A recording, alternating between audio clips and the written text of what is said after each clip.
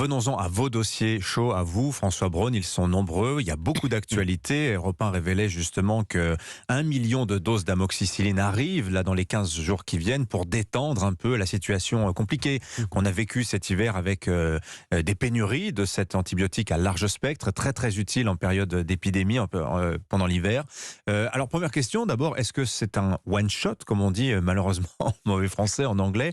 Est-ce que c'est pour une seule fois ou est-ce que derrière, ça y est, on va retrouver une constance dans l'approvisionnement de ces médicaments? Vous avez rencontré les industriels de la pharmacie hier soir. Que vous êtes-vous dit avec François Braun?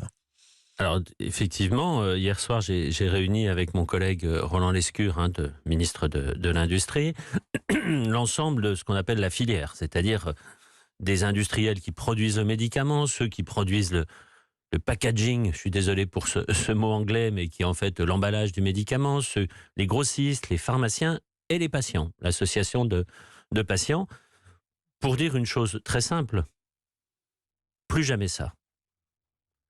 Plus jamais ça, cette pénurie de médicaments essentiels pendant une période hivernale où on sait qu'on en a besoin. Il y en a depuis des années constamment, des pénuries de médicaments, François Braun. On en a régulièrement, les causes sont multiples, je ne vais pas toutes les lister ici, ça n'a aucun intérêt. Mais effectivement, là, deux réactions immédiates. La première, on va revenir dans les 2 semaines qui viennent à 1 mois de stock supplémentaire en amoxicilline. Nous avons récupéré des stocks de paracétamol. Donc nous sommes sortis de cette période de crise là, dans les 2 semaines qui viennent. Ça, c'est important. D'où vient cette amoxicilline, ce million de doses qu'on va trouver dans les pharmacies prochainement? C'est le travail fait par les industriels qui ont travaillé jour et nuit, qui ont activé toute leur chaîne de production sur les principes d'amoxicilline qui nous manquaient, des dosages qui nous manquaient. Donc là, on récupère les choses. Mais plus jamais ça veut dire aussi que nous devons prévenir ces effets de pénurie. Prévenir, c'est établir la liste des médicaments qu'on appelle critiques, des médicaments essentiels. Ça, je l'ai demandé pour le mois de juin.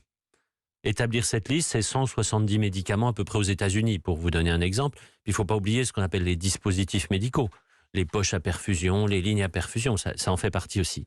Donc, établir cette liste. Pour cette liste, identifier tous les endroits où il peut y avoir des problèmes et mettre les actions pour anticiper ces problèmes.